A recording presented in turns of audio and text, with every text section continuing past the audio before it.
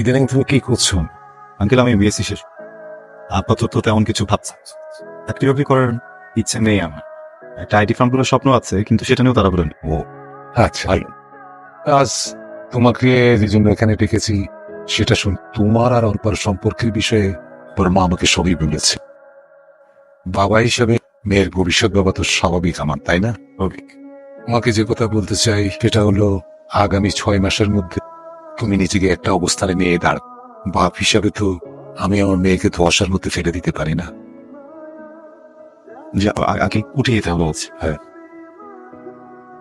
আসসালামু আলাইকুম।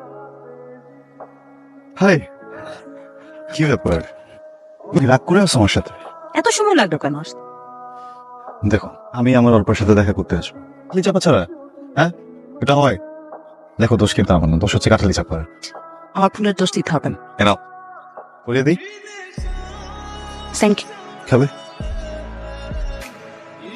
আচ্ছা, চুপ করে বসে আছো কেন? তুমি না ফোনে বললা কি যেন কথা আছে? ও সেটা তো তুমি জানো। গোছানোর কথা, নিশ্চয়তা, চাকরি বাকরি, আবার শর্ত। বোঝো তো সবই, সব বুঝিও যে কেন তুমি জীবন নিয়ে এত উদাসীন আমি বুঝি না। আচ্ছা অর্পা, তুমি কি আমার কাছে নিরাপদ না? তোমার কেন মনে হয় আমি উদাসীন? হ্যাঁ আমি নিরাপদ। তারপর কি করবো না চাকরি? বলছি না যে আমি কিছু করবো না, আমি কিছু একটা করবো, কিন্তু সেটার জন্য আমাকে সময় দিতে হবে। তোমার বাবা যদি আমাকে সময় বেঁধে দেন আর যদি বলেন যে এর ভিতরে কিছু একটা করতে হবে, সেটা তো আমার পক্ষে সম্ভব। তুমি কেউ আমাকে না ছিল, তুমি তো চেনো। আমাকে জোর করে কিছু চাপিয়ে দিলে আমি নিতে পারি না। দেখো, আমি তোমাকে ভালোবাসি, আমাকে ভালোবাসো, আমাদের একটা সম্পর্ক না? ভালো আছি না, কেন জোর করে এখনই বিয়েটা করতে হবে বা সংসার গোছাতে হবে? এতে কি ভালোবাসা বাড়বে? এখন কি কম আছে? আচ্ছা, এই তোমার শেষ কথা? শোনো, আমি জানি তুমি আমার অনেক ভালোবাসো। তোমার আমার সম্পর্কতে আমি কখনোই চাই না তুমি ফিল করো আমি তোমাকে আটকে দিচ্ছি বা তুমি আমাকে। মানুষকে আঁকড়ে ধরতে চাও কি ভুল? ভুল না। কে? কেউ না, ফ্রেন্ড। আমি আসি আজকে তাহলে, বাই। আরে দেরি করে ফেললাম না? তোমার এই বাউন্ড বয়ফ্রেন্ডের সাথে? আবিরের কথা বলছো? কোনো কথা শেয়ার করেছি তোমার সাথে? দেখো, সাথে সারা জীবন থাকার প্ল্যান করছি, তার ব্যাপারে খোঁজ খবর রাখাটা আমার দায়িত্ব নয় বলো?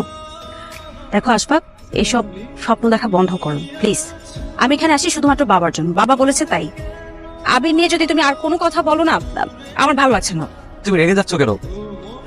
চোখাবো না, আমি এখন চলে যাব। ওকে।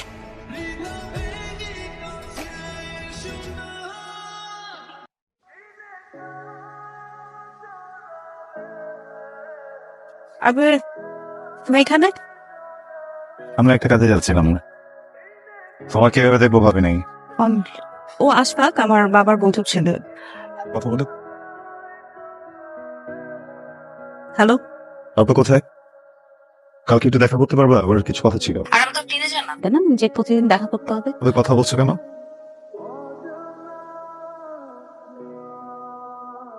অর্পার মুখে আপনার কথা অনেক শুনেছি, ওর বাবা আমাকে বলেছে। থিঙ্ক অর্পা মেবি আপনাকে আমার কথা বলেছে। আমার আর অর্পার বিয়ের কথা চলছে।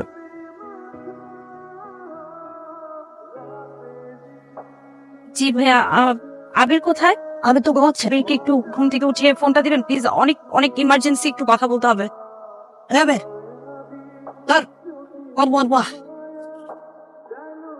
হ্যালো। হ্যালো।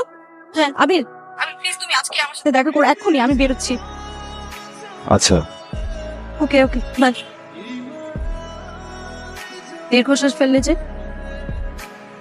তোর অতীতের আফসোস বা ভবিষ্যতের চিন্তা তার বর্তমানটাকে নষ্ট করে ফেলেন, বা ভবিষ্যতের চিন্তা তার বর্তমানটাকে নষ্ট করে ফেলেন। পারলাম না, আমাকে ভুলেছ আপনার। আমি কেমন থাকবো সেটা ভাবতে যে নিজের ভালো থাকাটা নষ্ট করো।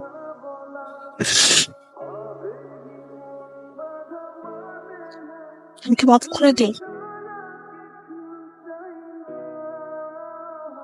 বাবা হিসেবে মেয়ের ভালো মন্দ দেখার দায়িত্ব আছে না আমার? আমি এত রুয়েল, প্রেম ছিল, ওর দিক থেকে হয়তো ছিল না। কত দূর কি করতে পারবো তবে এখন যেটুকু করব তা নিজের জন্য। আর চেনা মানুষগুলো থেকে দূরে চলে এসেছি। অল্পের প্রতি আমার কোনো রাগ, কোনো অভিযোগ নেই।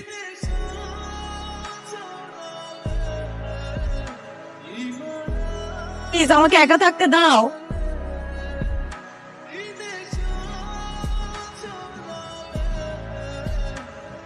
জেদটা এত দ্রুত ফলপ্রসূ হবে ভাবিনি।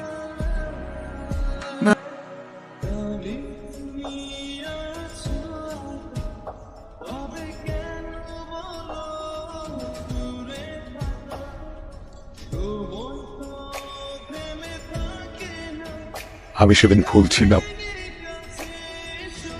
আমি তোমার খুব জোর করে শর্ত চাপিনি। তুমি বলে ফোন বাবারও দেখতে চায় না। পারছি না বাবা, পারছি না। আগে তোমার খবর আমাকে দিয়েছে, ওদের বিয়েটা হয়নি।